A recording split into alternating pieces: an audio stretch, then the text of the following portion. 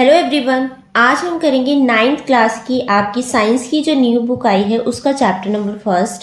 इस चैप्टर का नाम है exploration entering the world of secondary science. Exploration होता है किसी चीज़ को जानना, उसको बारे में एक्सप्लोर करना, ऑब्जर्व करना। Entering the world of secondary science. अब आप 9th क्लास में आ गए हैं तो आप सेकेंडरी साइंस को आप पढ़ेंगे। सेकेंडरी यानी कि हायर साइंस को आप पढ़ेंगे।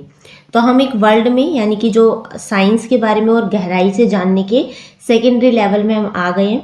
ठीक है, सो चैप्टर का नाम आपका ये है एक्सप्लोरेशन। चलिए अब इसको चैप्टर को शुरू करते हैं। इन द मिडिल स्टेज कौन सी थी आपकी? जो था आपका 6 to 8 क्लास जो आपकी होती है वो मिडिल स्टेज की होती है। ठीक है, यानी मध्य स्तर में। Science invited you to be a curious and observe the world closely. विज्ञान ने आपको, साइंस ने आपको क्यूरियस, जिज्ञासु बनने और दुनिया को ध्यान से देखने, ध्यान से मतलब क्लोजली, वर्ल्ड को ध्यान से देखने, टू आस्क क्वेश्चन, प्रश्न पूछने, and to find out how things work, और ये जानने के लिए इनवाइट किया है। कैसे कि चीज़ें कैसे काम करती हैं। जैसे आप जैसे ही मिडिल स्टेज में थे तो साइंस ने आपको इनवाइट किया है क्यूरियस बनने में, जिज्ञासु बनने में, पूरे जो वर्ल्ड है उसको क्लोजली ऑब्जर्व करने के लिए, अलग अलग क्वेश्चन पूछने के लिए, और ये जानने के लिए कि जो चीज़ें हैं वो कैसे काम करती है ना। इन आवर जर्नी, हमारी इस यात्रा में, we covered that science began with wonder and grow through careful experiments. तो हमने ये पाया कि जो साइंस है वो वंडर, आश्चर्य रूप से शुरू होती है और सावधानी पूर्वक, केयरफुल, हम जो एक्सपेरिमेंट करते हैं उसके माध्यम से ये आगे बढ़ती है ना। We connected ideas across the world of the living and non living. हम क्या करते हैं, हमने जो लिविंग चीज़ें हैं, जो जीवित चीज़ें हैं, और जो निर्जीव है, नॉन लिविंग है, और दुनिया से जुड़े हुए जो भी विचार है उसको हम आपस में जोड़ते हैं, उन चीज़ों को कनेक्ट करते हैं। किसको? लिविंग थिंग्स को, नॉन लिविंग थिंग्स को। As you know enter the secondary stage, जैसे जैसे आप सेकेंडरी स्टेज में जा रहे हैं, दिस जर्नी कंटिन्यूस, ये जो जर्नी है, ये आपकी जो यात्रा है वो अभी भी जारी है, but with an emphasise on deep exploration. लेकिन जो ये यात्रा है अब इसमें गहराई से आपको क्या करना है? एक्सप्लोरेशन करना है, अन्वेषण करना है, जानना है। इस पर जोर दिया जाता है, एम्फेसिस किया जा रहा है ना। कि पहले तो आपने चीज़ों को सिर्फ ऊपरी से पढ़ा था कि चीज़ें कैसी होती है, अब आप इन्हीं चीज़ों को डीपली जानेंगे कि कैसे काम करती हैं। Science is not only about what we know. जो साइंस है वो सिर्फ ये नहीं है कि हम क्या जानते हैं, but also about how we know it, बल्कि ये इस बारे में भी कहती है कि हम कैसे जानते हैं। How observation lead to measurements, how patterns are expert using symbols and equations, how models are built to represent complex system, and how ideas are tested, often revised and sometimes even discarded. So सबसे पहले lead to measurements, how observation leads to measurement, कैसे हम अपने अवलोकनों से, जो भी हम ऑब्जर्व करते हैं उससे मेजरमेंट, माप तक पहुँचते हैं। जैसे हमने कुछ भी ऑब्जर्व किया कि हमने देखा कि मान लीजिए जो वाटर है वो गर्म है, वो हमने ऑब्जर्व कर लिया गर्म है। अब वो कितना गर्म है उसके लिए आप क्या करेंगे? उसको मेज़र करेंगे कि कितने डिग्री सेल्सियस पे वो गर्म है। तो क्या होता है, हम पहले ऑब्जर्व करते हैं फिर उसको मेजरमेंट करते हैं। साइंस में हम इस तरीके से पहुँचे। How patterns are expert using symbols and equations, कैसे जो पैटर्न है वो सिम्बल्स का और इक्वेशन, समीकरणों के माध्यम से व्यक्त किए जाते हैं। जैसे हम कुछ भी साइंस में कुछ फाइंड आउट करते हैं, जैसे स्पीड का हम फॉर्मूला लगाए, speed is equal to distance upon में टाइम होता है। ठीक है, या आप सिम्बल्स का भी यूज़ करते हैं, जैसे स्पीड के लिए आपने एस लिख लिया और डिस्टेंस के लिए डी लिख लिया, एक इक्वेशन आपने बना ली। या अगर आप दिखा रहे कि एक कार है जिसकी जो यहाँ से यहाँ तक डिस्टेंस कवर करती है, तो आप एक डॉट ही दिखा रहे हैं सिर्फ, ये नहीं कि आप पूरी कार को ड्रॉ करके दिखा रहे हैं। तो हम सिंबल्स का, इक्वेशंस का यूज़ करते हैं। How models are built to represent complex system, कैसे जो मॉडल है वो कॉम्प्लेक्स यानी कि जटिल प्रणालियों को दर्शाने के लिए बनाए जाते हैं। कि कोई चीज़ें हमें समझ में नहीं आती तो हम क्या करते हैं, जैसे अगर हार्ट है ह्यूमन बॉडी का जो हार्ट है, दिल है, उसको आपको समझना है। तो ये तो है नहीं आप किसी का ओरिजिनल निकाल के देकर आएंगे, आप उसका क्या करते हैं, एक मॉडल बनाते हैं जिससे आप उसको समझते हैं।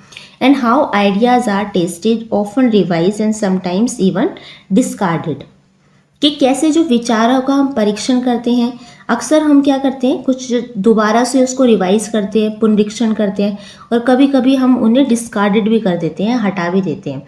क्यों हटा देते हैं? जैसे अगर हमने कोई सोच लिया कि कुछ ऐसी चीज़ है, मान लीजिए पानी आपको गर्म दिखा, एक पतीले में पानी है, आपने छू के देखा गर्म है। अब आपने अंदाज़ा लगा लिया, मान लीजिए 60 डिग्री पे गर्म था, लेकिन जब आपने उसे मेज़र किया तो ये तो 90 डिग्री सेल्सियस पे गर्म था। तो आपने क्या करा, जो आपने पहले सोचा था उसको डिस्कार्ड कर दिया, दूसरा आपने इक्वेशन को अपनाया जब आपने उसे रिवाइज किया। तो ऐसे साइंस में हम क्या करते हैं, कुछ चीज़ों को डिस्कार्ड भी करते रहते हैं, नई चीज़ों को अपनाते रहते हैं एक्सपेरिमेंट कर करके। Now in our secondary stage, जो हमारा सेकेंडरी स्टेज है, text book of science exploration, जो हमारी अब नई टेक्स्ट बुक है, विज्ञान की जो नई पाठ्य पुस्तक है, एक्सप्लोरेशन में we will look more closely, जिसमें हम और अधिक निकटता से, क्लोजली चीज़ों को जानेंगे, थिंक मोर केयरफुली, और अधिक सावधानी से उसको सोचेंगे, and find out how scientific ideas help us make sense of nature, technology and our place within them. और हम पाएंगे कि कैसे जो वैज्ञानिक विचार हमें प्रकृति, टेक्निक यानी कि तकनीक, और उनमें हमारी जगह को समझने में हमारी मदद करते हैं। ठीक है, तो इस चैप्टर में हम ये पढ़ेंगे, इस बुक में। To reflect the approach of this text book, इस पाठ्य पुस्तक में जो अप्रोच, दृष्टिकोण को दिखाया गया है, the page numbers have been thoughtfully design, जो पेज नंबर है, जो पृष्ठ संख्या है, पेज नंबर जो है चैप्टर का, उसे बहुत सोच समझ के डिज़ाइन किया गया है। And are framed by a magnifying glass and a compass, जिसे मैग्नीफाई ग्लास से और कंपास से दिखाया गया। आपको दिखा देती हूँ एक बार, देखिए ये पेज नंबर दिख रहा है आपको, मैग्नीफाई ग्लास से इसको दिखाया गया और कंपास से, इस तरीके से कंपास यहाँ पे शो किया गया है पेज नंबर पे। ठीक है, एक जगह मैग्नीफाई ग्लास है, एक जगह कंपास है, ये शो किया गया। द मैग्नीफाई ग्लास सिंबलाइज, जो मैग्नीफाई ग्लास है वो प्रतीक है केयरफुल ऑब्जर्वेशन का, बहुत ध्यान से आपको कोई भी चीज़ को ऑब्जर्व करना है, ये दिखाता है। Noticing pattern and paying attention to what might otherwise be missed, इसे आपको ये नोटिस करते चलना है कि कौन से यहाँ पे पैटर्न हैं, उन पे पेइंग अटेंशन और व्हाट माइट अदरवाइज भी मिस्ड, उन पे ध्यान देना है, पेइंग अटेंशन बहुत अच्छे से ध्यान देना है, अदरवाइज दे मिस, नहीं तो आप उसे भूल जाएंगे, मिस हो सकती है जो भी इंफॉर्मेशन यहाँ गिवन है। द कंपास रिमाइंड, जो कंपास है वो हमें रिमाइंड कराता है, याद दिलाता है, as that exploration also needs direction, जो भी हम एक्सप्लोर करेंगे, अन्वेषण करेंगे, उसे डायरेक्शन की भी ज़रूरत होती है। यानी कि ऐसा नहीं है कि आप कुछ भी ऑब्जर्व करने लगेंगे, आपको किसी न किसी चीज़ की डायरेक्शन की ज़रूरत होती है कि आपको सही मायने में ऑब्जर्व करना क्या है, किस तरीके से करना है। चूजिंग अप्रोप्रिएट मॉडल्स, जिसके लिए आप एक उपयुक्त मॉडल चुनेंगे। आस्किंग द राइट क्वेश्चंस, अच्छे सही से जो क्वेश्चंस हैं वो आप पूछेंगे। And knowing the limits of where our ideas apply, और ये भी जानना कि हमारे विचार कहाँ पर लागू होते हैं। Together they tell us that exploration in science is not wandering aimlessly, ये साथ मिलकर वे हमें बताते हैं कि जो साइंस है उसमें जो हम एक्सप्लोर करेंगे वो अर्थ केवल लक्ष्यहीन भटकना नहीं है, मतलब हमें एमलेसली कोई भी काम नहीं करना है, but trying to make sense of our world with care and purpose, बल्कि हमें अपने संसार को बहुत सावधानी से, उद्देश्य के साथ समझने का प्रयास करना है। ऐसा नहीं है आप कुछ भी ऑब्जर्व कर रहे हैं, एमलेसली काम कर रहे हैं, बट हमें ट्राइंग करना है कि make sense of our world with care, बहुत ध्यान से, केयर के साथ, एंड पर्पसफुल, हमें कुछ भी समझना है पर्पस के साथ। Okay, now the natural world is complex, जो हमारी प्राकृतिक दुनिया है वो कॉम्प्लेक्स यानी कि जटिल है, सरल नहीं है, उसे समझना बहुत ज़्यादा सरल नहीं है, कठिन है। आप देख के सामने कोई चीज़ भी नहीं बता सकते कि इसके पीछे रीज़न क्या है ना, इसलिए कॉम्प्लेक्स है। And studying it in full detail in often impossible, और इसकी पूरी तरह से विस्तार से अध्ययन करना अक्सर इम्पॉसिबल, असंभव हो जाता है।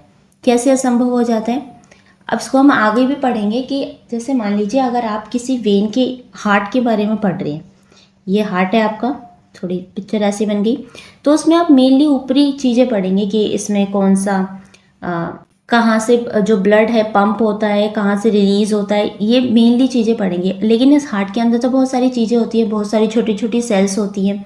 अब सबके बारे में हम तो नहीं जानेंगे, इतनी डिटेल हमें नॉलेज नहीं चाहिए।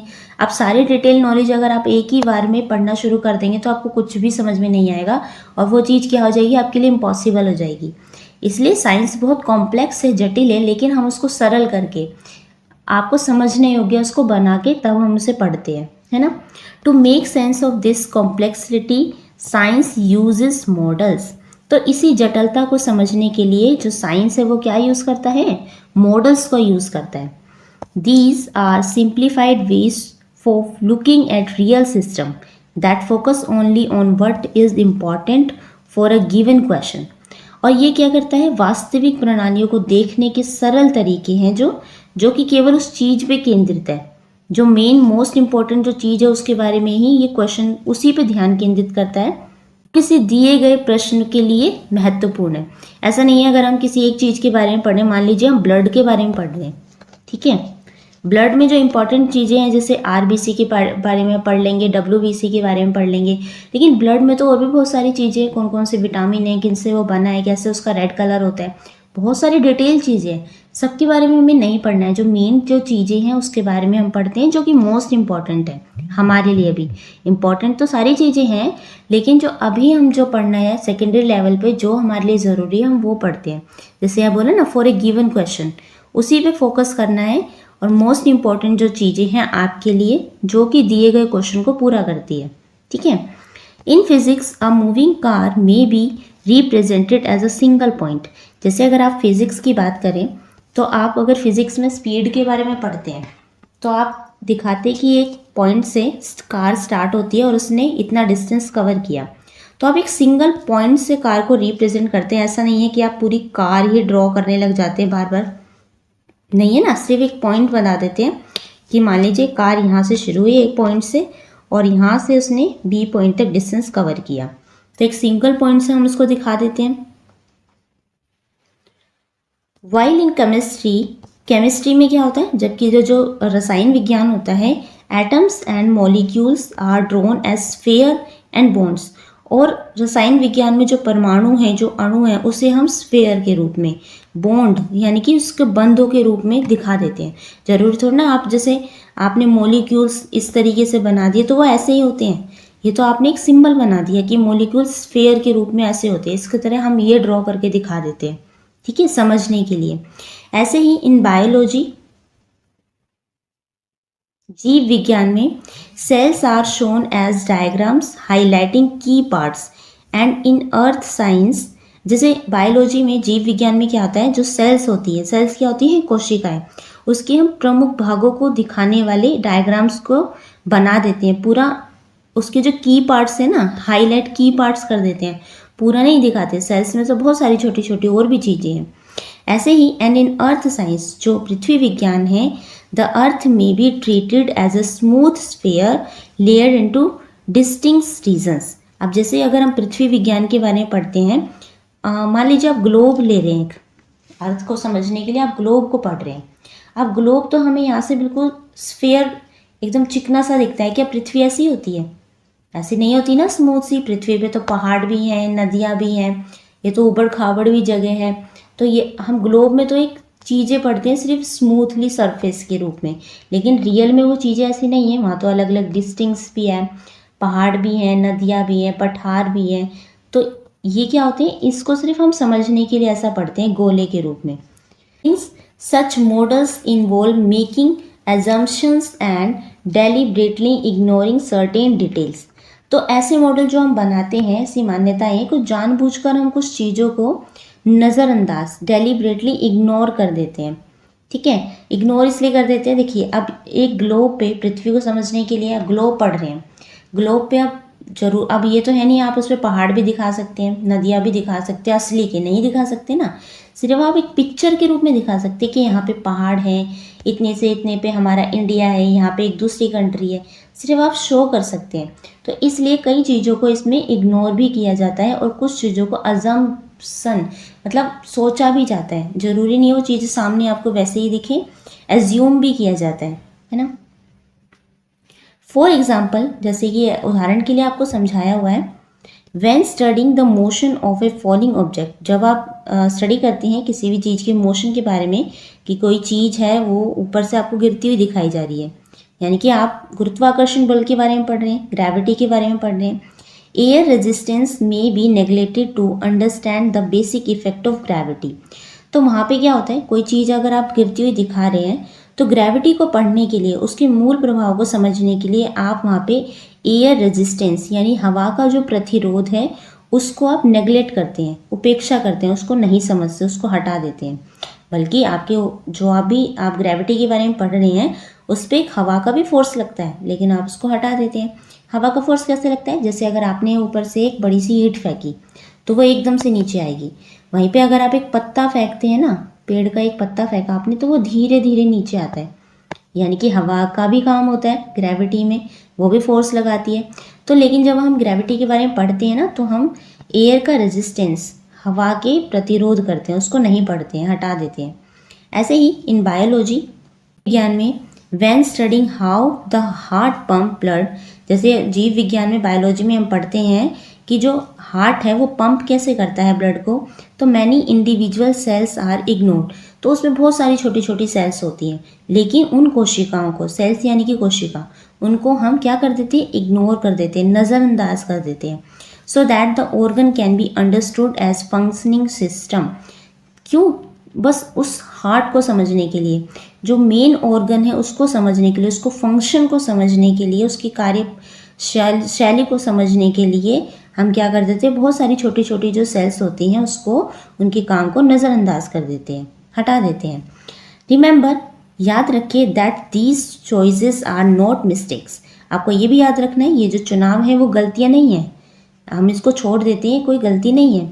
दे are done on purpose to keep things simple enough but still allow us to find answers to what we are looking for. तो हम इनको जानबूझ के इग्नोर कर देते हैं ताकि जो चीज़ें हैं हमारे समझने के लिए सरल हो जाए, ईजी हो जाए, लेकिन फिर भी हमें उन चीज़ों के उत्तर खोजने में मदद मिल सके जो हम तलाश कर रहे हैं। Find the answer so what we are looking for, जिसका हम तलाश करें ताकि उसका हमें आंसर मिल सके, वो भी इजी वे में। इसलिए कई चीज़ों को पढ़ते समय हम नज़रअंदाज कर देते हैं। ठीक है, आई होप आपको अच्छे से समझ में आ रहा होगा। अब आपको एग्जाम्पल दिया हुआ है, एग्जाम्पल 1.1 है अ क्रिकेट शॉट। एक क्रिकेट शॉट के बारे में आपको एग्जाम्पल दिया है। Think of A cricket ball, आपको सोचना है क्रिकेट बॉल के बारे में, क्रिकेट की गेंद के बारे में। बीइंग हिट फॉर अ 6, उससे एक छक्का मारा जाता है, 6 मारा जाता है। You want to make a simple model, जिसके ऊपर आपको एक सिंपल सरल मॉडल बनाना चाहते हो। What detail would you include, तो कौन कौन सी चीज़ें हैं, बारीकियाँ हैं जिन्हें आप इंक्लूड करेंगे, शामिल करेंगे। वट वुड यू इग्नोर, और कौन सी चीज़ें हैं जिसे आप इग्नोर करेंगे, नज़रअंदाज करेंगे। सो आंसर भी यहाँ लिखा है, आंसर में हम लिखेंगे वी मस्ट आस्क, हमें जो ज़रूर पूछना चाहिए वो है will the ball cross the boundary without hitting the ground first. अब 6 कब लगता है, ये ग्राउंड है, ठीक है, 6 लगता है तो वो बाउंड्री को छुए बिना उसके ऊपर से जाना चाहिए बॉल, है ना। अगर बाउंड्री को छू लेगी तो वो तो 4 हो जाएगा, ऊपर से गया तो यानी कि 6 होता है। तो वही है कि सबसे पहले जो हमें ये पूछना पड़ेगा कि जो बाउंड्री को cross the boundary without hitting the ground first, उसने ग्राउंड को हिट नहीं करा, वो सीधा बाउंड्री को क्रॉस कर दी, तभी तो 6 हुआ। For this things like the brand of the bat, the colour of the ball, लेकिन इसके लिए हमें जो बल्ले का ब्रांड है कि कौन से ब्रांड का बल्ला है, कलर ऑफ द बॉल, इस गेंद का कलर क्या है, the amount of a grass on the field will make no difference, और जिस घास पे ये खेला जा रहा है उस मैदान की घास कितनी है, उसकी कितनी मात्रा है, इससे कोई फ़र्क नहीं पड़ता। ठीक है, ये चीज़ें अननेसेसरी है कि बैट कौन से ब्रांड का है, कलर कौन से, जो बॉल है वो कौन से कलर की है, ये चीज़ें अननेसेसरी है, इसको पूछना ज़रूरी नहीं है। ऑन द अदर हैंड, उसी दूसरी तरफ the mass of the ball, mass होता है द्रव्यमान, कि गेंद का जो मास है द्रव्यमान है, and the speed and direction in which it has been hit will be very important। और हमें ये चीज़ जानना बहुत ज़रूरी है कि गेंद का द्रव्यमान कितना है, किस गति में और किस दिशा में गेंद को मारा गया है। ठीक है, ये पूछना हमारे लिए बहुत ज़रूरी है। Air resistance, the spin of the ball. Air resistance, हवा का प्रतिरोध कितना था। The spin of the ball, spin यानी कि गेंद कितनी घूमी, कितनी स्पिन हुई वो। And the stitching of the thread at the seam have smaller effects that can be ignored in a simple model. जब आप सिंपल मॉडल बना रहे हैं तो उसमें एयर का रेजिस्टेंस, कि एयर ने कितना प्रतिरोध किया, बॉल कितनी स्पिन हुई, या बॉल को कौन से थ्रेड से सिला गया था, ये छोटी छोटी जो स्मॉलर इफेक्ट्स है इसको हमें इग्नोर करना चाहिए जब हम कोई छोटा मॉडल बना रहे हैं। Okay, as we build more and more complex model, लेकिन जब आप ज़्यादा कॉम्प्लेक्स यानी कि जटिल मॉडल बना रहे हैं, we add extra details for greater accuracy. जब आप कॉम्प्लेक्स मॉडल बना रहे हैं तब आपको एक्स्ट्रा डिटेल को ऐड करना होता है ताकि ग्रेट एक्यूरेसी के साथ आपका मॉडल तैयार हो सके। लेकिन जब आप सिंपल चीज मॉडल बना रहे हैं तो उसके लिए कुछ चीज़ों को इग्नोर करना आपके लिए आपको करना चाहिए इग्नोर, ताकि एक मॉडल सिंपल बन सके। लेकिन जब आप कॉम्प्लेक्स मॉडल बना रहे हैं तो आपको छोटी छोटी चीज़ें, छोटी छोटी डिटेल्स उसमें ऐड करनी पड़ेंगी। ओके, अब साइड में आपको एक इन्फॉर्मेशन दी हुई है, इसको भी पढ़ लेते हैं। साइंटिस्ट, इनका नाम है मेघनाथ साहा। ठीक है, इंडियन है। Meghnath Saha on a Indian postage stamp, जो इंडियन की पोस्टेज स्टैम्प होती है उस पर ये डाक चित्र है, उस पर से ही लिया गया है। सिंप्लीफाई द स्टार्स, जिन्होंने तारों का सरलीकरण किया है, सिंप्लीफाई किया है स्टार्स को। कैसे, देखिए पढ़ते हैं इसके बारे में। Science often begins with ignoring details, जो साइंस है, विज्ञान अक्सर कुछ बारीकियों को नज़रअंदाज करके शुरू होता है। Physicist Meghnath Saha studied the light from stars. He did not try to model even atom. जब जो भौतिक विज्ञानी मेघनाथ साहा ने तारों से आने वाले प्रकाश का अध्ययन किया, कि जो तारों से जो प्रकाश आता है, लाइट आती है, उसका अध्ययन किया, he did not try to model every atom. तो उन्होंने तारे के भीतर हर एक परमाणु का, हर प्रतिक्रिया का अध्ययन करना शुरू किया। एवरी रिएक्शन और एवरी मूवमेंट इनसाइड आ स्टार्स, कि उन्होंने तारे के भीतर के हर प्रतिक्रिया को, हर हलचल का मॉडल बनाने की कोशिश नहीं की। क्या लिखा है, जब वो तारों के स्टार्स से आने वाले जो लाइट के बारे में जब वो स्टडी कर रहे थे कि तारों से लाइट्स कैसी आती है, तो उन्होंने तारों के अंदर जो भी एटम्स हैं, जो भी रिएक्शन हो रहे हैं, जो भी मूवमेंट हो रहे हैं, उन सबका मॉडल बनाने की उन्होंने कोशिश नहीं की। Instead he treated the matter in the stars as a hot gas, ignored many complex processes and focused only on temperature, pressure and how atoms form। क्या लिखा है इसमें कि जब इसके बजाय उन्होंने तारों के भीतर के पदार्थ को एक गर्म गैस माना। उन्होंने क्या माना कि तारों के भीतर एक क्या है, स्टार्स के अंदर एक हॉट गैस है, गर्म गैस है। कई जटिल प्रक्रिया को नज़रअंदाज किया, उन्होंने बहुत सारी जो कॉम्प्लेक्स प्रोसेस थे उनको इग्नोर किया और केवल तापमान, दबाव तथा परमाणु किस प्रकार आयंस, आयंस को बनाते हैं उस पर ध्यान केंद्रित किया। कि वो बस इसी चीज़ पे ध्यान केंद्रित कर रहे थे कि कैसे जो तापमान है, दबाव है और जो उनके अंदर जो परमाणु है वो कैसे आयंस को बनाते हैं, उस पर उन्होंने ध्यान दिया। This simplification allowed him to explain how the color of stars is deeply connected to their temperature। और इस पर केंद्रित इस सरलीकरण ने उन्हें ये समझाने में मदद की कि तारों का रंग और उनके तापमान से गहराई से कैसे जुड़ा हुआ है, कि तारों का जो रंग है और उनका जो तापमान है, टेम्परेचर है, वो कैसे डीपली कनेक्टेड है एक दूसरे से। तो ये जानने के लिए इस चीज़ ने उनका हेल्प की। ओके, एक्टिविटी 1.1 है लेटेस्ट मॉडल। आइए चलिए मॉडल बनाते हैं। Suppose you ride a bicycle from your school to your home. मान लीजिए आप अपने स्कूल से साइकिल चलाकर घर तक आते हैं। You want to model the time it take to go home from school. आप स्कूल से घर जाने में लगने वाले समय का एक मॉडल बनाना चाहते हैं, कि यार स्कूल से घर जाने में जितना भी समय लगता है आप उसका एक मॉडल बनाना चाहते हैं। What details would you keep. अब इसको बनाने के लिए आपको कौन कौन सी डिटेल आप ध्यान रखेंगे, कौन सी डिटेल आपको चाहिए होगी, what details could you ignore, कौन कौन सी जो डिटेल्स हैं उनको आप इग्नोर करेंगे, मतलब ध्यान नहीं देंगे। Suggest why ignoring some details may actually be useful, सुझाव दीजिए कि कुछ बारीकियों को नज़रअंदाज इग्नोर करना वास्तव में क्यों उपयोगी हो सकता है। आपको सजेस्ट करना है कि कुछ चीज़ें हैं जिनको आप इग्नोर करेंगे वो एक्चुअली में यूज़फुल कैसे है, इंपॉर्टेंट क्यों है, कि कुछ चीज़ों को इग्नोर करना इंपॉर्टेंट क्यों है, ये आपको बताना है। So as you explore science more deeply, जैसे जैसे आप साइंस को और गहराई से समझेंगे, you will notice that it uses language in very careful and precise way. आप ध्यान देंगे कि ये भाषा का उपयोग बहुत ही सावधानीपूर्वक और सटीक तरीके से करता है, बहुत केयरफुली और बहुत प्रिसाइज तरीके से जो भाषा का, लैंग्वेज का यहाँ पे यूज़ किया जाता है। Many words that we use in everyday life, बहुत सारे ऐसे वर्ड हैं जो आप अपने एवरी डे लाइफ में यूज़ करते होंगे, such as force, work, cell और reaction have specific meaning in science. जैसे कई शब्द हैं, बल है, फोर्स, और वर्क यानी कि कार्य, सेल यानी कि कोशिका, रिएक्शन यानी कि प्रतिक्रिया, हैव स्पेसिफिक मीनिंग, इनका साइंस में एक स्पेसिफिक, एक विशिष्ट मीनिंग है। ठीक है, these meanings are often very specific because scientific ideas must be communicated clearly and unambiguously, यानी कि जैसे इनका कई अलग अलग मीनिंग होते हैं इन वर्ड्स का, ये जो मीनिंग है अक्सर बहुत विशिष्ट होते हैं, बहुत स्पेसिफिक होते हैं, क्योंकि वैज्ञानिक विचारों को स्पष्ट और सटीक रूप से बताने के लिए, समझाने के लिए बहुत आवश्यक होता है। कम्युनिकेट करने के लिए, क्लियरली कम्युनिकेट करने के लिए ये बहुत इम्पॉर्टेंट है।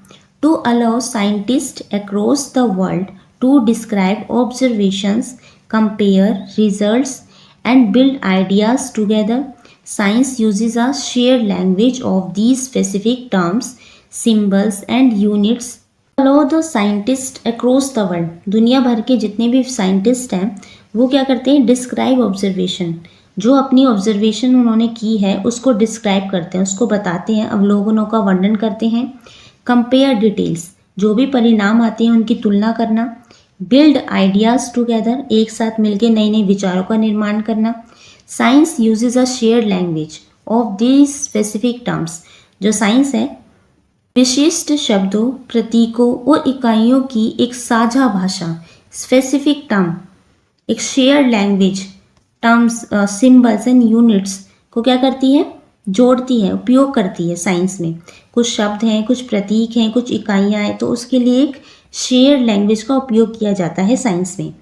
क्वांटिटीज सच एज मास, जो क्वांटिटीज़ हैं जैसे कि मास यानी कि द्रव्यमान, वेलोसिटी यानी कि वेग, फोर्स यानी बल एंड इलेक्ट्रिक करंट यानी कि विद्युत धारा, are represented by symbols like, जिनको रिप्रेजेंट किया जाता है कुछ सिंबल से, जैसे एम से, जो द्रव्यमान होता है उसको एम से दिखाया जाता है, वेलोसिटी को यानी वेग को वी से दिखाया जाता है, फोर्स को एफ से शो किया जाता है और इलेक्ट्रिक करंट को आई से शो किया जाता है। Each associated with a defined unit, जो कि प्रत्येक एक परिभाषित इकाइयों से जुड़ा हुआ है। तो हम इनको पूरा नाम नहीं लिखते, जैसे जहाँ पे हमें मास लिखना हो वहाँ एम से हम डिनोट कर देते हैं, वेलोसिटी को वी लिख देते हैं। तो कुछ सिंबल्स का हम साइंस में प्रयोग करते हैं रिप्रेजेंट करने के लिए चीज़ों को। Make this even more precise, इसे और भी सटीक बनाने के लिए science often turns to mathematics to allow relationship between quantities to be expressed clearly and tested carefully. विज्ञान में अक्सर मैथ का भी सहारा लिया जाता है, ठीक है, ताकि विभिन्न राशियों के बीच का जो भी रिलेशन है, संबंध है, उसको स्पष्ट रूप से दिखाया जा सके। This can sometimes feel challenging, कभी कभी क्या होता है, ये चैलेंजिंग होता है, चुनौतीपूर्ण हो सकता है, but it is important to remember that mathematics in science is not mean to be a hurdle. लेकिन आपको ये याद रखना है कि ये बहुत महत्वपूर्ण है कि आप साइंस में गणित का जो एम है, उद्देश्य में, साइंस में अगर हम मैथ्स का यूज़ करते हैं तो ये कोई हर्डल नहीं है, उसमें कोई बाधा नहीं बनती है। इंस्टेड, इसकी बजाय it is a language that helps us think more clearly about the world, बल्कि एक ऐसी भाषा है जो हमें दुनिया के बारे में और अधिक जानने और अधिक सोचने में हेल्प करती है। An equation is not just a calculation tool. It is a compact statement about how certain things are related. ये एक ऐसी भाषा है जो हमें दुनिया के बारे में स्पष्ट रूप से जानने में, सोचने में मदद करती है। ये एक इक्वेशन केवल गणना करने के लिए कैलकुलेशन का एक उपकरण नहीं है मैथ्स, बल्कि एक संक्षिप्त कथन है, एक कॉम्पैक्ट स्टेटमेंट है कि कुछ चीज़ें आपस में कैसे जुड़ी हुई है ना, उसके बारे में ये बताती है। फॉर एग्जाम्पल, उदाहरण आपको समझाया गया है, डिस्क्राइबिंग मोशन यूजिंग क्वांटिटीज़। जैसे अगर आप मोशन को डिस्क्राइब करते हैं कुछ क्वांटिटीज़ को लेके, सच एज डिस्टेंस, जिसमें डिस्टेंस है यानी कि दूरी है, टाइम है समय है, एंड वेलोसिटी या वेग है। Allow us to answer questions about where an object will be at a later moment.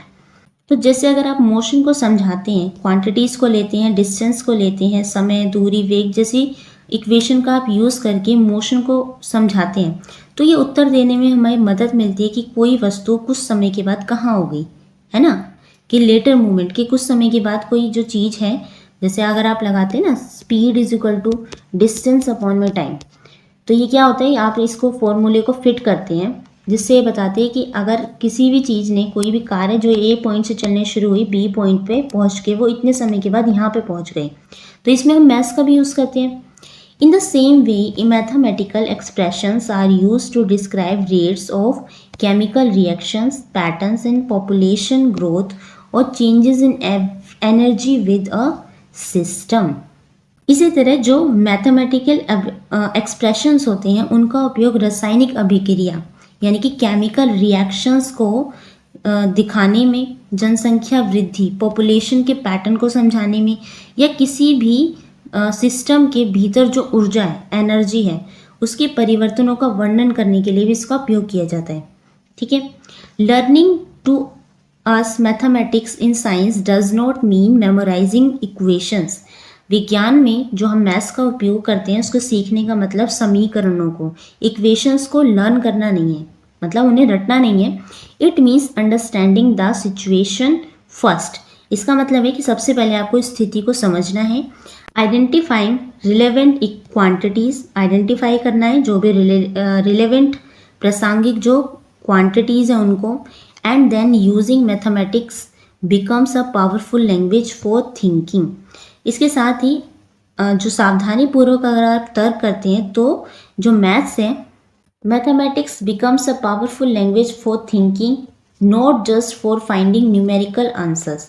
इसी प्रकार जो मैथ्स है वो केवल संख्यात्मक उत्तर खोजने के लिए नहीं है, बल्कि सोचने की एक शक्तिशाली, एक फाइंडिंग न्यूमेरिकल आंसर्स, एक पावरफुल लैंग्वेज बन जाती है, सोचने के लिए एक शक्तिशाली भाषा बन जाती है।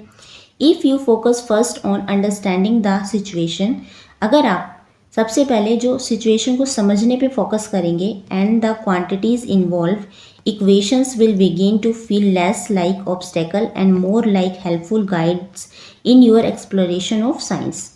तो यदि आप सबसे पहले स्थिति को समझेंगे, फिर उसमें शामिल जो भी चीज़ें हैं उन पे ध्यान समझने में ध्यान केंद्रित करेंगे। समीकरणों में बाधाओं की तरह कम और विज्ञान की आपकी खोज में मददगार और एक गाइडेंस की तरह आप इसे अधिक महसूस करेंगे। ठीक है, अगर आप सबसे पहले, जैसे यहाँ लिखा है, अगर आप सबसे पहले first on understanding the situation, आप सबसे पहले समझेंगे कि सिचुएशन क्या है, उसकी स्थिति को समझेंगे। क्वांटिटीज़ इन्वॉल्व, उसमें कौन कौन सी क्वांटिटीज़ जो हैं वो जुड़ी हुई हैं। Equation will begin to feel less like obstacle, तब उसमें जो इक्वेशन जुड़ेगी, मैथ्स जुड़ेगी, तो वो आपको ऑब्स्टेकल की तरह, बाधा के रूप में नहीं दिखेगी। And more like helpful a guide, आपको हेल्पफुल और एक गाइड की तरह, मार्गदर्शक के रूप में आप उसे अधिक महसूस करेंगे इन योर एक्सप्लोरेशन ऑफ साइंस, जब आप साइंस का एक्सप्लोरेशन करेंगे तब। ठीक है, तो मैथ्स एक, साइंस में अगर आप मैथ्स का यूज़ करते हैं तो वो एक ऑब्स्टेकल की तरह नहीं है, बल्कि आपके लिए हेल्पफुल की तरह है वो। ठीक है, साइड में आपको एक इन्फॉर्मेशन दी हुई है जिस पे लिखा है थ्रेड्स ऑफ क्यूरियोसिटी, जिज्ञासा के सूत्र। Why is the speed of light denote by C, क्यों जो स्पीड ऑफ लाइट होती है उसको सी से क्यों दर्शाया जाता है, सी लिखा जाता है। सो scientific symbols often come from history, तो जो साइंटिफिक सिंबल है यानी वैज्ञानिक जो प्रतीक है वो अक्सर हमारी हिस्ट्री से आए हैं, इतिहास से आए हैं, and are based on international agreements, जो कि बेस्ड है अंतर्राष्ट्रीय समझौतों पर ही आधारित होते हैं, not necessarily abbreviation of convenience, ना कि केवल सुविधा के लिए बनाए जाते हैं बल्कि अपनी एब्रीवेशन यानी कि संक्षिप्त रूपों में बनाए जाते हैं। अब ये तो नहीं है आप बार बार स्पीड ऑफ लाइट लिखेंगे, उसके लिए गए आप सी लिख देते हैं ताकि एक छोटा सिंबल हो जाता है। जैसे फॉर एग्जाम्पल के लिए आपको समझाया है, the speed of light is usually denoted with the symbol of C. जैसे जो स्पीड ऑफ लाइट है, प्रकाश की जो गति है, आमतौर पर सी से दर्शाया जाता है। Since it comes from the Latin word, जो कि एक लैटिन वर्ड सिलैरिटीज से ये आया है, ठीक है, एक लैटिन लैंग्वेज है उससे ये आया है। मीनिंग है इसका स्पीड, यानी कि इसका मीनिंग है गति। Today the speed of light is one of the physical constants defined to be exactly 299792458 metre per second, जो आज प्रकाश की गति और भौतिक फिजिकल कांस्टेंट यानी कि भौतिक स्थिरांकों में से एक है, जिसे 299792458 मीटर पर सेकेंड से यानी कि मीटर प्रति सेकेंड से डिफाइन किया जाता है। ठीक है, तो जैसे यहाँ पे ये लिखा है कि हम कई चीज़ों को, जैसे स्पीड ऑफ लाइट को बार बार नहीं लिखेंगे, इसे हम सी से डिनोट कर देते हैं, जो कि कहाँ से लिया गया है, एक लैटिन लैंग्वेज से लिया गया है। उसका एक वर्ड है सिलैरिटीज, जिसका मीनिंग होता है स्पीड, गति, उससे ये वर्ड लिया गया है सी, इसलिए हम इसे इससे डिनोट कर देते हैं। ठीक है, नेक्स्ट आपका टॉपिक है ready to go beyond. Ready to go beyond यानी आगे बढ़ने के लिए तैयार होना। एयरप्लेन फ्यूल मिसकैलकुलेशन, हवाई जहाज के फ्यूल की जो गलत गणना हो गई है, मतलब उसको जो कैलकुलेशन करना था कि उसमें कितना फ्यूल पड़ेगा, वो मिस कैलकुलेशन हो गया, उसकी जो गणना थी वो गलत हो चुकी है। In a well known incident, एक जानी मानी घटना में से, a passenger aircraft ran out of fuel mid flight due to mix up in units. तो इकाइयों के हेर फेर, मतलब यहाँ पे जो यूनिट्स थी वो मिक्सअप हो गई थी, तो उसके कारण एक यात्री विमान, एक पैसेंजर एयरक्राफ्ट था जिसमें लोग जा रहे थे, उसका ईंधन उड़ान के बीच में ही ख़त्म हो गया था कि उसमें कितना फ्यूल पड़ेगा, क्योंकि यूनिट्स की, जैसे अगर आप कोई चीज़ लेने जाते हैं तो अगर आपने 1 किलो मांगी, 1 किलोग्राम, तो आप उसे 1 ग्राम तो नहीं मांगेंगे। 1 किलोग्राम और 1 ग्राम में कितना डिफरेंस हो गया, है ना। सो यूनिट्स की मिक्सअप होने के कारण, तो एक पैसेंजर एयरक्राफ्ट था, उसमें जो बीच में ही, जैसे वो उड़ा, बीच में ही उसमें जो फ्यूल था वो ख़त्म हो गया। The flight needed 22,300 kilogram fuel in a total, तो उस उड़ान के लिए कुल 22,300 किलोग्राम फ्यूल की आवश्यकता थी उसे उड़ाने के लिए। बट लेकिन the ground crew miss calculated the fuel required, लेकिन वहाँ पे जो ग्राउंड क्रू थे उन्होंने फ्यूल का मिस कैलकुलेट किया, मतलब उन्हें नहीं पता, उन्होंने जो यूनिट्स थी उसको मिस कैलकुलेट कर दिया। Since they use the density of fuel in pounds, उन्होंने जो ईंधन को मेज़र किया उसकी यूनिट उन्होंने पॉन्ड्स में की, पर litre, rather than kilogram, kilogram में नहीं की, पर लीटर। तो जैसे उन्होंने ईंधन की जो गणना की, उन्होंने उसकी डेंसिटी, घनत्व को किलोग्राम प्रति लीटर की बजाय पाउंड प्रति लीटर में इस्तेमाल किया। Then aircraft was 15,000 litre short of fuel and luckily could glide to an emergency landing, तो उस विमान में लगभग 15,000 लीटर फ्यूल कम था, लेकिन लकीली, सौभाग्य से, वह ग्लाइड बिना इंजन के हवा में तैरते हुए, which damaged the aircraft through there were no casualties, तो इमरजेंसी उन्होंने लैंडिंग की हवा में, लकीली मतलब वो जो एयरक्राफ्ट तो बीच में फट भी सकता था, वहाँ पे कुछ भी दुर्घटना हो सकती थी, लेकिन ऐसी कोई दुर्घटना नहीं हुई, तो उन्होंने बिल्कुल सफल तरीके से उसको बिना इंजन के हवा में तैरते हुए एक आपातकालीन इमरजेंसी लैंडिंग करने में वह सफल रहा। इस दुर्घटना में विमान को नुकसान तो पहुंचा था, जो विमान था, एयरक्राफ्ट था, वह तो डैमेज हुआ था, लेकिन कोई भी, किसी की जान नहीं गई थी। ठीक है, कोई कैजुअलिटीज नहीं हुई थी, मतलब सब बच गए थे, जान माल की कोई हानि नहीं हुई थी। Pounds and kilogram are very different. जो मानिक इकाइयाँ हमारी पाउंड्स और किलोग्राम, ये दोनों बहुत डिफरेंट है। Using standard SI units everywhere avoids conversation and errors. तो इसी तरह इस तरह के रूपांतरणों यानी कि कन्वर्जेशंस की और गलतियों से बचा जा सकता है, इसलिए हम SI मानक इकाइयों का उपयोग करते हैं। जो SI यूनिट्स हैं, जैसे अगर आप कहीं भी, आप चाहे दिल्ली में कोई चीज़ 1 किलो की खरीदेंगे तो 1000 ग्राम ही होगी। ऐसे ही अगर आप कहीं भी विदेश में जाकर भी अगर 1 किलो कोई चीज़ खरीदेंगे तो 1000 ग्राम ही आपको मिलेगी। ऐसा नहीं है कि वहाँ जाके वो 500 ग्राम होगी, ऐसा नहीं है। तो ये SI यूनिट है, एक स्टैंडर्ड यूनिट है जो हर जगह सेम ही रहेंगी, अलग नहीं मिलेंगी आपको, ठीक है। तो इन्हीं सब गलतियों से बचने के लिए हमने ये SI यूनिट्स जो है एक स्टैंडर्ड यूनिट करी है जो सब जगह सबके लिए समान होंगी। ओके, आगे है threads of curiosity. Why is a kilogram use everywhere? क्यों हर जगह किलोग्राम का ही उपयोग किया जाता है? When we buy rice or vegetable, we accept a kilogram to mean the same amount everywhere. तो हम जब चावल या सब्जियां खरीदते हैं तो हम ये एक्सेप्ट करते हैं, उम्मीद करते हैं कि हर जगह 1 किलोग्राम का मतलब 1 किलोग्राम ही होगा, सब जगह समान मात्रा ही हमें मिलेगी। इमेजिन करिए, जरा सोचिए, the confusion if we used different weight everywhere. अगर जरा सोचिए कि कितनी उलझन होगी, कितनी कन्फ्यूजन होगी अगर हम हर जगह अलग अलग मापों का यूज करें। Thankfully measurements are based on agreed international standards. तो ये है थैंकफुली, मतलब शुक्र है कि हमारे माप जो है एक स्थानीय वस्तु या व्यक्तिगत विचारों पर निर्भर नहीं है। ऐसा नहीं है कि आपके लिए उस मेजरमेंट वो अलग है।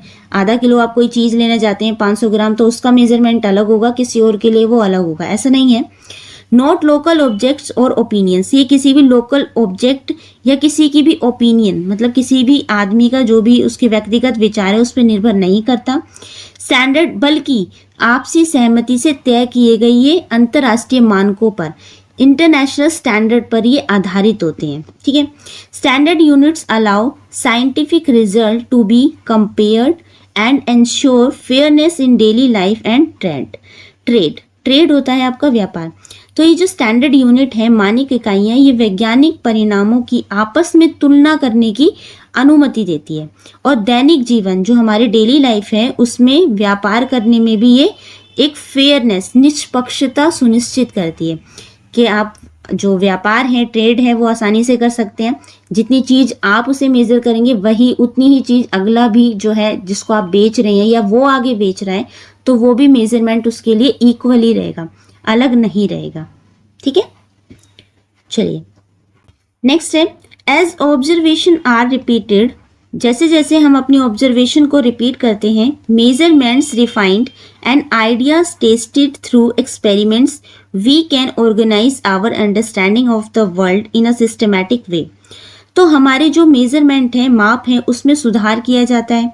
हम अपने प्रयोगों, एक्सपेरिमेंट के थ्रू अपने विचारों से परीक्षण करते हैं और दुनिया के बारे में हमारी जो समझ है उसको एक सिस्टमैटिक तरीके से, व्यवस्थित तरीके से अपनाते हैं। इन अ सेकेंडरी स्टेज, जैसे हम माध्यमिक स्तर पर आए हैं, you will come across terms such as laws, theories and principles. तो जैसे ही आप सेकेंड स्टेज पे आए हैं, जो आप पढ़ रहे हैं, नेक्स्ट लेवल की जो साइंस आप पढ़ रहे हैं, आप लॉज, नियम, सिद्धांत और सिद्धांतों में जो नियम, प्रिंसिपल होते हैं, जैसे शब्दों से आप पहले से ही परिचित होंगे। Terms that have specific meaning in a science, इनकी एक स्पेसिफिक मीनिंग होती है साइंस में, इन शब्दों का एक विशिष्ट अर्थ होता है। A law usually described a regular pattern observed in nature often expressed using words और मैथमेटिकल रिलेशनशिप्स। एक लॉ या नियम आमतौर पर प्रकृति में, जो हम नेचर में देखते हैं, नेचर में देखे जाने वाले एक निश्चित जो पैटर्न होते हैं उसका वर्णन करते हैं, जिसे अक्सर शब्दों या मैथमेटिकल रिलेशनशिप या संबंधों में उपयुक्त करके बताया जाता है। जैसे भी लॉ होते हैं वो साइंस में अगर हम पढ़ते हैं तो उनको, जो साइंस में हम पढ़ते हैं उसको, जैसे शब्द जो हम यूज़ करते हैं उनमें कुछ मैथमेटिक्स भी होते हैं। अगर हम लॉ देखें तो उसमें कहीं कहीं मैथमेटिकल टर्म्स का यूज़ किया जाता है उनको समझाने के लिए। फॉर एग्जाम्पल, जैसे एग्जाम्पल भी आपको दिया है, Newton's law of motion explain the jerk felt when a bus stop suddenly. तो जैसे उदाहरण के लिए यहाँ पे दिया है, न्यूटन का जो लॉ है, गति का जो उसने नियम दिया था, ये अचानक बस रुकने पर लगने वाले झटके की क्या करता है, एक्सप्लेन करता है उसको। कैसे एक्सप्लेन करता है? जैसे न्यूटन ने बताया था, अगर आप किसी बस में बैठे हैं और बस में अचानक से स्टॉप लगता है, बस रुकती है, तो आपको जो झटका लगता है, आप सीट पे बैठे हैं तो आप थोड़ा सा आगे की तरफ हो जाते हैं। तो ये उसका लॉ है, उस लॉ को उसने समझाने के लिए मैथमेटिकल टर्म्स का भी यूज़ करा है। तो इसमें जो नेचर है, जो हम साइंस पढ़ रहे हैं, उस नेचर से जुड़ा भी है, क्योंकि जो भी लॉ बनते हैं हमारे नेचर में ही हम बनाते हैं, ठीक है। और जो नियम बनते हैं उसमें मैथमेटिकल टर्म्स का भी यूज़ किया जाता है। A theory goes a step further and provides an explanation of why those patterns occur, usually based on evidence gathered over time and available at the time. तो जैसे ये थ्योरी हम कर रहे हैं, सिद्धांत एक कदम और आगे बढ़ाता है और ये एक्सप्लेन करता है, इसका एक स्पष्टीकरण प्रदान करता है कि वह पैटर्न क्यों बनते हैं, कि जो पैटर्न बनते हैं, जो प्रारूप बनते हैं, वो क्यों बनते हैं। आमतौर पर ये समय के साथ एकत्रित किए जाते हैं, जैसे टाइम के साथ ये गैदर किए जाते हैं। इनके एविडेंस जो होते हैं समय पे उपलब्ध साक्ष्यों पर ही आधारित होते हैं। जिस समय जो एविडेंस हमें मिलते हैं उसके अकॉर्डिंग ही हम क्या करते हैं, जो थ्योरी है वो हमारी बनती है, उन्हीं के अनुसार हमारे पैटर्न्स बनते हैं। जैसे एग्जाम्पल आपको गिवन है यहाँ पे, the atomic theory explains how molecules are formed. जैसे एटॉमिक थ्योरी है, परमाणु सिद्धांत, ये स्पष्ट करता है कि मॉलिक्यूल कैसे बनते हैं, ठीक है, जो मॉलिक्यूल्स हैं वो बनते कैसे हैं। Principles are broad ideas that help us to make sense in a given situation. जो प्रिंसिपल या सिद्धांत जो बनते हैं वो एक ब्रॉड आइडिया होते हैं, मतलब एक व्यापक विचार होते हैं जो हमें किसी भी दी हुई स्थिति को समझने के, जो भी सिचुएशन हमें गिवन है उसको समझने में हमारी हेल्प करते हैं। फॉर एग्जाम्पल, जैसे एक एग्जाम्पल दिया है, the principle of conservation of energy being applied when climbing up the stairs. जैसे एक उदाहरण आपको समझाया गया है, सीढ़ियाँ चढ़ते समय जो कंजर्वेशन ऑफ एनर्जी है, ऊर्जा संरक्षण का जो सिद्धांत है वो लागू होता है। जैसे आप जो सीढ़ियाँ चढ़ते हैं, एक मिनट, ये जैसे आप कोई भी सीढ़ी चढ़ते हैं तो आप जो वहाँ पे ऊर्जा का संरक्षण होता है, कंजर्वेशन ऑफ एनर्जी होती है, आप थकते हैं ना। सो एक जो प्रिंसिपल है, जो सिद्धांत, जो हम लॉज जो बन जाते हैं थ्योरी के अकॉर्डिंग, वो एक ब्रॉड आइडिया होते हैं, उनके अनुसार ही और सारे जो काम होती है, स्थिति, वो हम समझ सकते हैं। तो जो भी सिचुएशन होती है कि हम क्यों थक रहे हैं, तो उसके पीछे एक काम करता है, एक लॉ, एनर्जी ऑफ लॉ का काम करता है, वो कंजर्वेशन ऑफ एनर्जी। ये एक प्रिंसिपल बन गया, एक सिद्धांत बन गया जो सबके लिए सेम है, ठीक है। Do remember that in science, यह भी याद रखें कि साइंस में a theory does not mean a guess और an untested idea, it is an explanation based on careful testing and critical examination. कि साइंस में कोई भी थ्योरी, कोई भी जो भी एग्जामिनेशन, जो भी सिद्धांत बनते हैं, प्रिंसिपल बनते हैं, does not mean a gas, वो किसी के भी गैस, अनुमान पे नहीं बनते, ना ही कोई अनटेस्टेड आइडिया होता है कि बिना टेस्ट किए कोई, किसी ने कोई आइडिया बना लिया, उस पर नियम बन गया, ऐसा नहीं होता। It is an explanation based on carefully testing. तो ये एक्सप्लेनेशन होता है किसके ऊपर बेस्ड होता है, केयरफुल टेस्टिंग के ऊपर, कि बहुत केयरफुल तरीके से टेस्ट किया जाता है, सावधानी पूर्वक परीक्षण किया जाता है। क्रिटिकल एग्जामिनेशन होता है वो, यानी कि एक आलोचनात्मक परीक्षण के आधार पर जो भी नियम, सिद्धांत, प्रिंसिपल बनाए जाते हैं। These ideas are always open to improvement and often change as new evidence becomes available. तो जो भी नियम, लॉ, थ्योरी जो भी बनाए जाते हैं, वो इन विचारों में कभी भी इम्प्रूवमेंट यानी कि सुधार किए जा सकते हैं, उसकी गुंजाइश हमेशा बनी रहती है। जैसे ही नए एविडेंस मिलते हैं, नए एविडेंस या नए साक्ष्य उपलब्ध होने पर ये अक्सर पुराने जो नियम होते हैं उन्हें बदल दिया जाता है। दिस इज़ अ की feature of science that makes it reliable. ये इसका की फीचर है जो कि इसे, एक प्रमुख विशेषता है इसकी, जो कि इसे विश्वसनीय यानी कि रिलायबल बनाती है। कि अगर कोई नियम कानून, मान लीजिए कोई नियम कानून 2001 में बन गया, ठीक है, किसी भी चीज़ के ऊपर कोई थ्योरी एक्सपेरिमेंट किया गया, उस पर एक नियम कानून बन गया। अब उसमें क्या होता है, 2010 में मान लीजिए उसी से जुड़े कोई नए एविडेंस हमें मिल गए, तो जो पुरानी थ्योरी थी उसमें दोबारा से चेंज किया जा सकता है। साइंस में ये चीज़ है कि अगर पुरानी थ्योरी कोई भी लॉ है और उसमें अगर चेंज हो रहा है नए एविडेंस के अकॉर्डिंग, तो उसमें चेंज कर दिया जाता है। यही चीज़ जो है साइंस को बहुत ज़्यादा रिलायबल या विश्वसनीय बनाती है। ठीक है। One of the most remarkable strength of science is its availability to make predictions. Science की सबसे उल्लेखनीय ताकत जो हम कहें वो है उसका पूर्वानुमान, प्रिडिक्शन। प्रिडिक्शन होता है कि कोई भी जो एक्सपेरिमेंट होने से पहले जिसके बारे में हम अनुमान लगा लेते हैं कि हमारा जो रिजल्ट है वो इस तरीके से आएगा, तो ये साइंस में एक इसका एक स्ट्रेंथ हम कह सकते हैं वो है। When laws, theories and models are well established, they allow us to anticipate what will happen under new or different conditions before we can perform an experiment, and in many cases even if we cannot perform an experiment. तो क्या कह रहे हैं इसमें, जब नियम, सिद्धांत और मॉडल पूरी तरह से बना दिए जाते हैं तब वे हमें प्रयोग करने से पहले कई मामलों में तब भी हम प्रयोग नहीं कर सकते, यह अनुमान लगाने की अनुमति देती है कि नई और विभिन्न परिस्थितियों में क्या होगा, कि अलग अलग जो कंडीशंस हैं उसमें किस तरीके से काम होगा, क्या एक्सपेरिमेंट होगा जिसमें से क्या कंक्लूजन निकल के आएगा। और भी बहुत सारे केसेस होते हैं we can not perform an experiment, जिसमें हम एक्सपेरिमेंट नहीं करते, उसके प्रिडिक्शन लगा के ही काम करते हैं।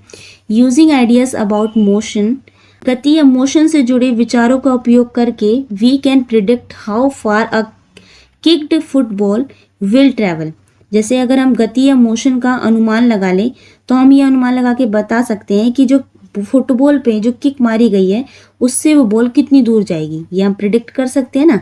जिसके जितनी मतलब हमने उस फुटबॉल पे कितनी जोर से किक मारा है उसके मोशन को, उसकी गति को हम प्रिडिक्ट कर सकते हैं कि ये बॉल कितनी दूर जा सकती है ना। Using knowledge of chemical reaction, ऐसे ही जो रासायनिक प्रतिक्रियाओं का जो ज्ञान है उसका उपयोग करके हम बता सकते हैं we can estimate how much carbon dioxide will be produced, कि कितनी कार्बन डाइऑक्साइड है वो उत्पन्न होगी। कोई भी रासायनिक प्रतिक्रिया है अगर हम कर रहे हैं, रासायनिक रिएक्शन हम कर रहे हैं, केमिकल रिएक्शन हम कर रहे हैं, तो उसका हम एस्टीमेट लगा सकते हैं कि उस केमिकल रिएक्शन में कितनी CO2 यानी कि कार्बन डाइऑक्साइड प्रोड्यूस होगी।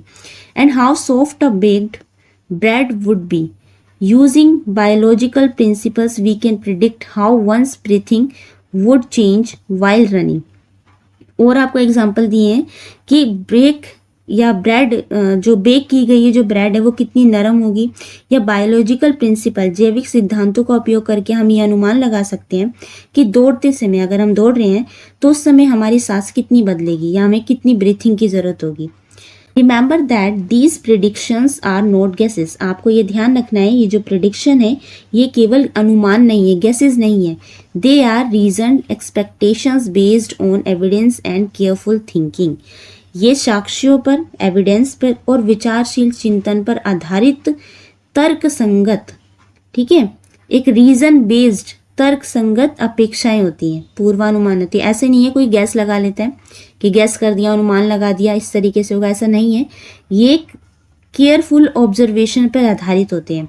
व्हेन प्रिडिक्शंस मैच ऑब्जर्वेशंस, जो हमने प्रिडिक्शन किया है और वो हमारी ऑब्जर्वेशन से मैच हो जाए, confidence in the underlying science grows, इससे हमारा साइंस में क्या होता है, अंडरलेइंग मतलब हमारा कॉन्फिडेंस बढ़ता है, हमारा विज्ञान बढ़ता है, हमारा ज्ञान बढ़ता है अगर हमारे जो प्रिडिक्शंस हैं वो ऑब्जर्वेशन के अकॉर्डिंग मैच हो जाए।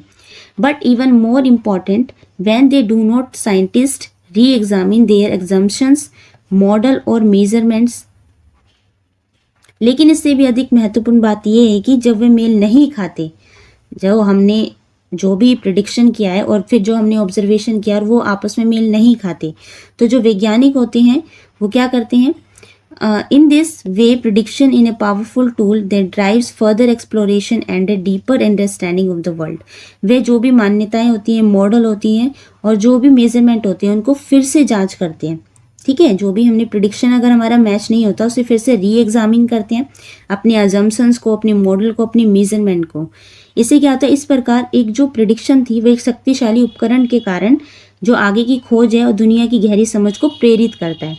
ठीक है, अगर हमारे जो प्रिडिक्शन है वो हमारे ऑब्जर्वेशन के अकॉर्डिंग आ गए तब तो ठीक है, लेकिन हमारे प्रिडिक्शन ऑब्जर्वेशन के अकॉर्डिंग नहीं आते तो जो साइंटिस्ट होते हैं फिर से वो री एग्जामिन करते हैं अपने एजम्पशंस को, अपने जो मॉडल उन्होंने बनाए, जो मेजरमेंट है उनको, ताकि जो दुनिया के बारे में हमारी समझ है वो और ज़्यादा गहरी हो सके, exploration and a deeper understanding of the world.